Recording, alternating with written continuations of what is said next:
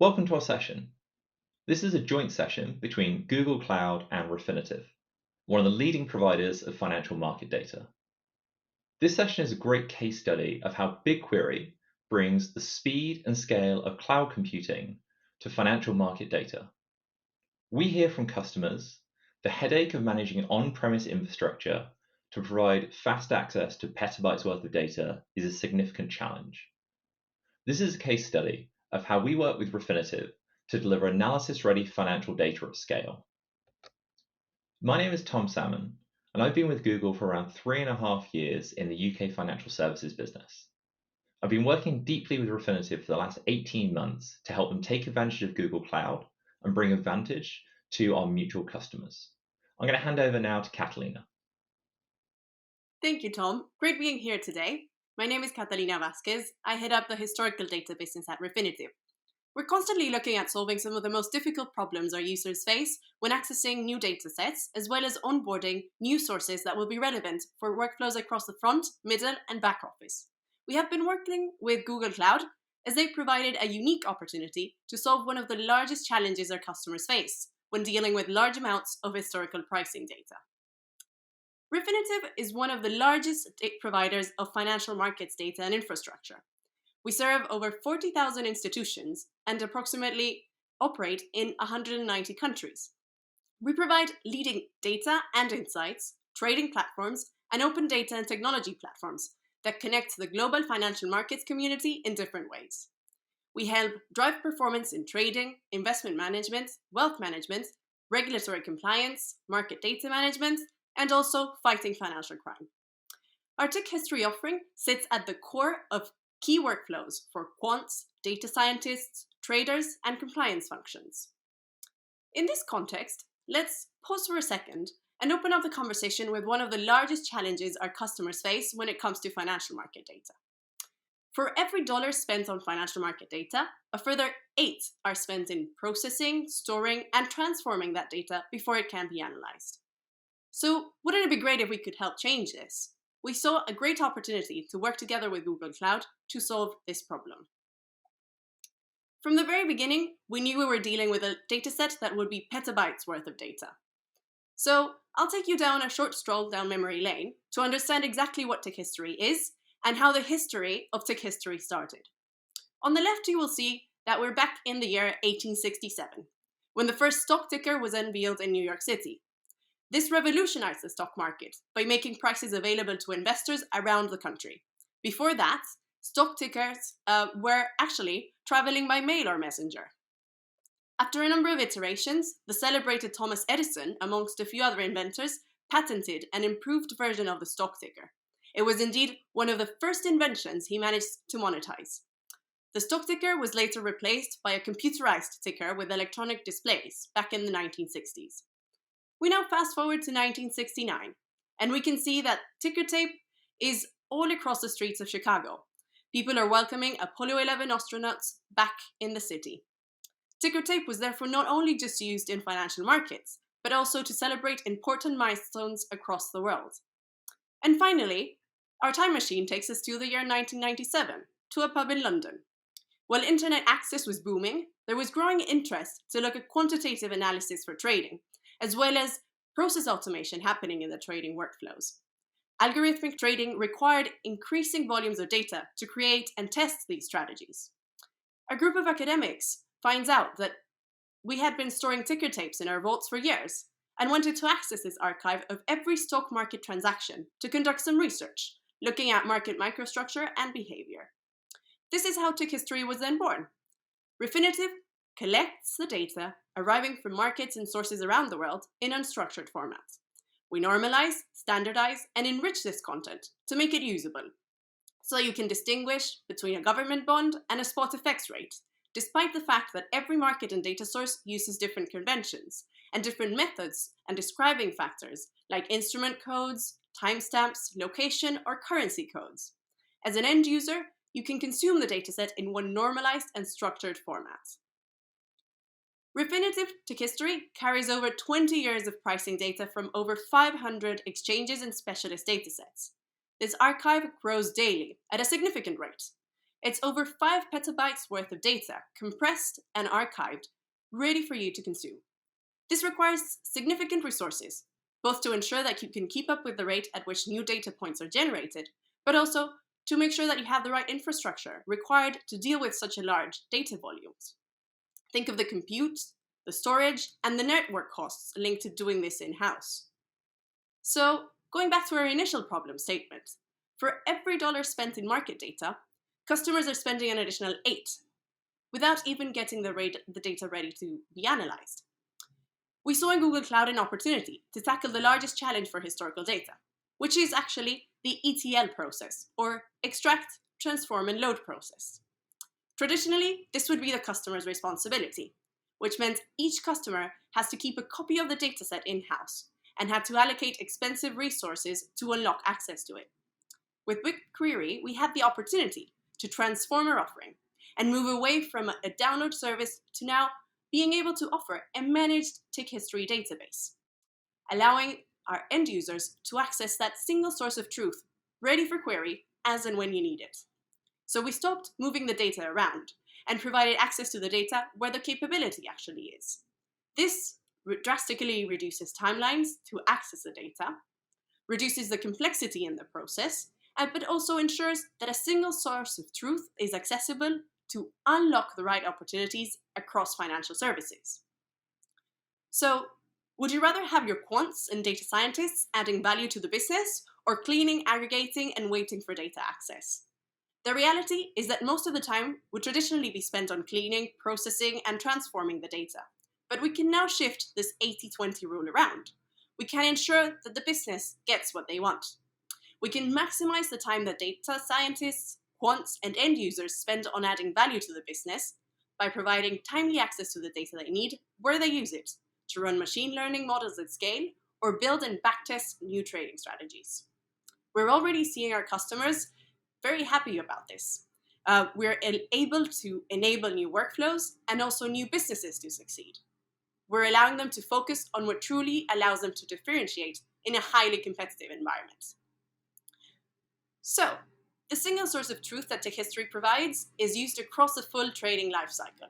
It enables a more efficient allocation of resources across the organization, from preventing quants and data scientists from sitting idle waiting for data access to unnecessary infrastructure spend, from the pre-trade activities that quants and data scientists would perform for alpha seeking, such as designing and backtesting new trading strategies, to the at and post-trade analysis that would look to reduce slippage or recreate order book analysis.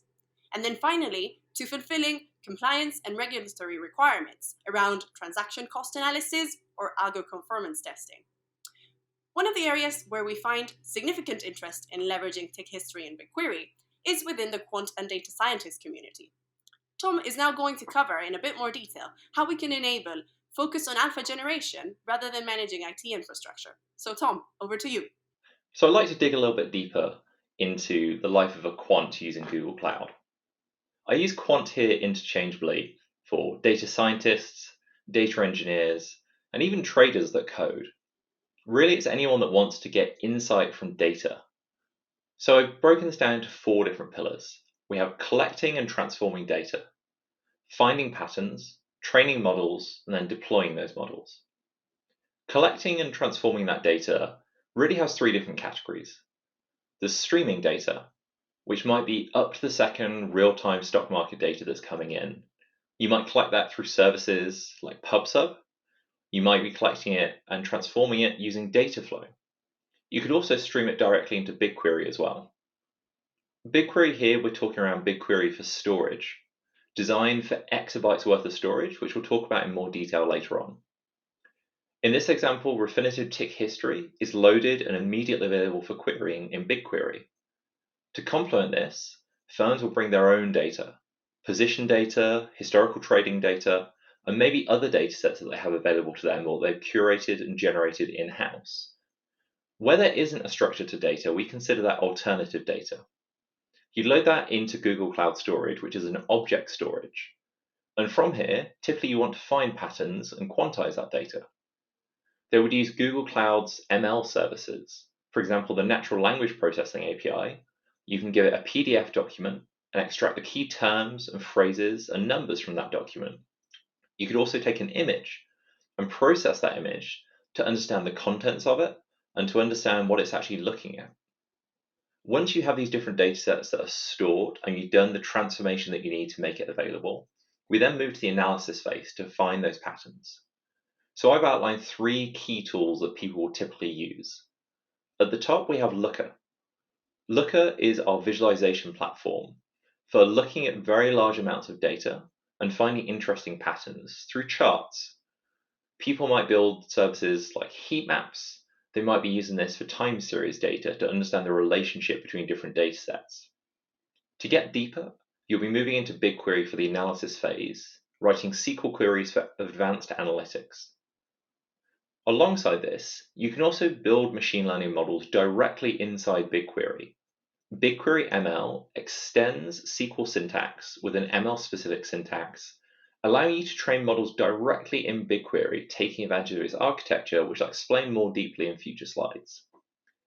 Thirdly, we then have users that want to write code. Data scientists that want to use Jupyter notebooks, or people that want to write TensorFlow models directly. They can spin up Jupyter notebooks using Cloud AI Hub. And then Cloud AI Hub has direct connections and connectivity into BigQuery, into Google Cloud Storage. The key is this is a platform that's horizontally integrated. You're not having to deal with networking and connectivity and firewall rules. All services have native connectivity to each other. So now we've found some interesting pattern or hypothesis. We want to go and train a model and backtest and validate what it looks like. So we then be moving to our third pillar, which is training models. So training those models, underlying it needs a large amount of compute. And we have different flavors available. For CPUs, you can access Intel Skylake CPUs and Cascade Lake, and even newer variants are always coming available. And these are in global data centers around the world. For machine learning workloads, commonly people will use GPUs, graphical processing units, because they significantly increase the power available and reduce the training time for machine learning models. Totally unique to Google, we have a third level called TPUs, tensor processing units, which I pictured here. TPUs were designed and built by Google using custom silicon for our precise needs for machine learning. To improve the accuracy of Google search results, to provide better recommendations for YouTube videos, we needed to significantly increase through a step change the price performance and power performance beyond GPUs to a new level. TPUs gave us that ability, and you can rent effectively some of the most powerful supercomputers in the world by accessing TPUs. So now you've trained your model, you've done your backtesting and your validation, you then need to deploy it to make it useful. Cloud ML Engine allows you to take the models that you've trained through HPC computing. You might have trained them with TPUs, you might have trained them inside BigQuery. You can then turn them into an API. You can turn it into a RESTful endpoint, and it also has built-in batch features, so you can run batch predictions against data that's in BigQuery or inside Google Cloud Storage. And now I'm going to go a bit deeper into BigQuery to tell you about the advantages of why BigQuery is the best platform for this. I'm going to focus slightly deeper into BigQuery now, because I feel it's really important to underline the capabilities and what makes it different. The key headline for BigQuery is focus on insight, not infrastructure. Google realized over the years that when analysts have to think about the size of the data warehouse and the amount of capacity, they end up writing queries limited by the infrastructure, not limited by their imagination. So what we do, and the key innovation of BigQuery, is it's a serverless platform. Google takes care of the scaling, the operations, the resiliency. It's a platform that you can load in exabytes worth of data and run petabyte scale queries over hundreds of trillions of rows, and we automatically scale it and manage it on your behalf. This means that when your quants want to find interesting patterns, they don't have to make trade-offs as to how much compute is available and how many servers are being used right now. A key problem that we hear from customers is the team in London are okay during the morning, but then it comes to lunchtime and the New York team come online, and suddenly they get more competitive towards the data warehouse. There's a fixed number of cores or a fixed amount of disk. And then San Francisco comes online, and then further countries. and suddenly there's too many people computing for too few resources, and you end up with contention and everything slows down. And then you revert back to the focus is writing queries that fit the infrastructure, not queries that add value to your business. Underlying all of this is the architectural difference around BigQuery. We released a white paper on the technology we call Dremel inside Google that we developed 10 years ago. There's two key components of Dremel. On the left-hand side is storage. Replicated, distributed storage with 11 nines of durability. We can store exabytes of data. 100% of that is hot, online, active, and queryable. It has the same latency profile whether you're querying data from an hour ago or 15 years ago. It's immediately available for querying. The right-hand side is a highly available compute cluster that we manage on behalf of our customers. We make available a very large amount of compute in multiple data centers around the world that can be spun up on demand for each particular query that comes in. In the middle, linking this together, is a petabit scale distributed memory tier. Very customized low latency networking to link these nodes together. What happens here is when a query comes in, we analyze that query to work out the exact right size and shape of data warehouse needed for that specific query at that specific time. We know exactly where the data is, how we sliced it, sharded it, partitioned it, and indexed it on your behalf. So we know how many machines we might need to read that data in parallel.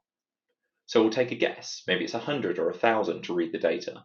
Then we'll go through the different phases in the query lifecycle, doing grouping, aggregation, and filtering. We'll dynamically change the size of that cluster for you to use the right amount of resources to return the query as quickly as possible. So this is automatic, and this is managed on your behalf. And every single user for every single query gets the experience as if a data warehouse had been custom built for that exact query every single time. And we spin this up virtually on the fly for you. I'd like to talk briefly around the shared responsibility model, where Google Cloud provides a benefit to Refinitiv, who provides a benefit to our mutual customers. Google Cloud is externalizing the infrastructure and data centers that Google has spent billions of dollars building. We build and design our own physical data centers. We build and design our own physical servers and networking. And this is public and available in some great research out there for you to look into. We take care of managing the physical infrastructure on your behalf. And typically we see organizations having two choices. They can consume infrastructure as a service, where they have access to virtual machines in Google Cloud. They could take a third-party data warehouse platform and they could spin it up themselves. But the first question they need to ask is, how much storage do I make available for my users? How much RAM and compute do I provide for my users? And ultimately, you end up making a trade-off. Do you build a very large data warehouse and size it for peak capacity, but end up running it when users aren't accessing it? Or do you make it too small, such that there's too much contention and users are fighting over a finite number of resources? The difference with BigQuery is we manage that for you. BigQuery is a serverless platform where we run the software, the infrastructure, the networking. We deal with the updates and the operations and the backup and everything to ensure it's highly performant for every user. Refinitiv have three core areas of responsibility. Data design, that is designing the tables and the layout of the data that users interact with. Data management, getting the data into BigQuery, ensuring it's up to date, and making sure that it goes through the proper data lifecycle. And then finally, access control, sharing the right data with the right end users. The final piece is customers. Their responsibility is analyzing that data, getting the value that is their job to extract from that data. So they don't have to think about networking and cores and storage and the ETL process. They focus on doing their job. I'm going to hand back to Catalina now to wrap us up. Thanks, Tom. So, as we've seen today, it is possible to access query-ready data without the need to store or manage a real-time market data feed yourself. You can also leverage BigQuery compute and Google Cloud tools to analyze the data and not have to worry about provisioning storage or compute. And finally, you can also ensure that you have access to an up-to-date, backed up, and replicated data source without the need for you to manage those backups or disaster recovery instances. It's not just a matter of reducing the additional $8 that are spent on processing, storing, and transforming the data, but it's also about reducing the time it takes to enable end users across your organization to access the relevant data sets and allow them to focus on where they can really make a difference to your business, whether that be the success of the trading strategy, managing risk more effectively, or reducing costs of execution. So, hope you enjoyed the session today, and from both of us, thanks very much for tuning in.